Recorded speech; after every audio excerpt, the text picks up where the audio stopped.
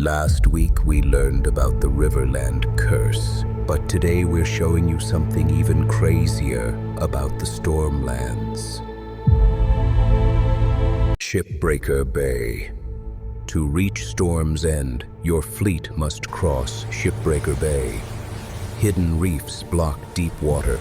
Rogue waves hit sideways. Storms appear like they've been waiting. Aegon the Conqueror never battled this bay. His admirals saw the wrecks and told him, "If we sail in, we're committing suicide." So Aegon turned his entire fleet around, nearly 200 miles off course, weeks of delay. The most powerful force in Westeros beaten by rocks and water before a single sword was drawn. Even if you break through the walls, you lose the war at the counting table. The Stormlands aren't rich. They're built on fishing, farms, and trade. But Storm's End sits on top like a stone crown, collecting taxes. Every ship that docks pays a cut. Every grain harvest pays a percentage. Over 8,000 years, that's not just money.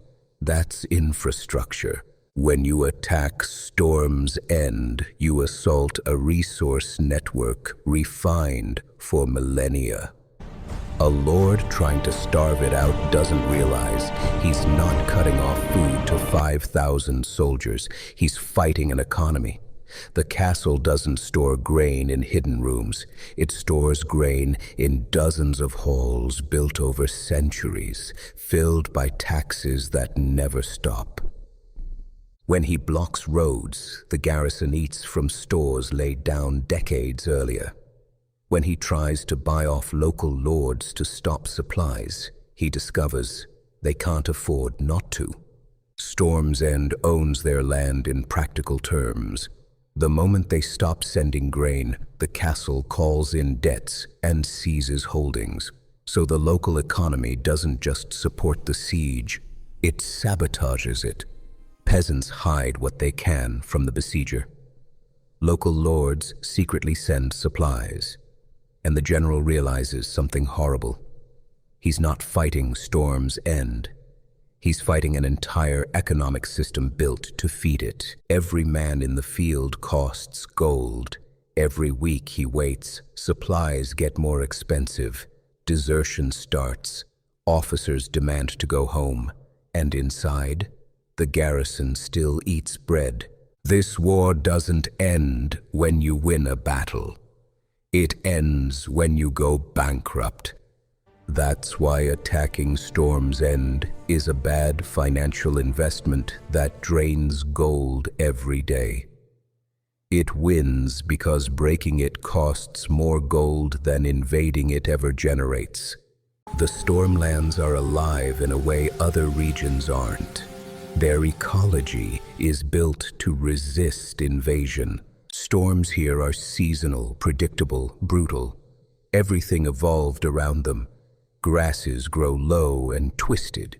Trees bend instead of break. Soil holds water like a sponge. Shadowcats are lean and efficient. Storm crows nest in caves, not trees.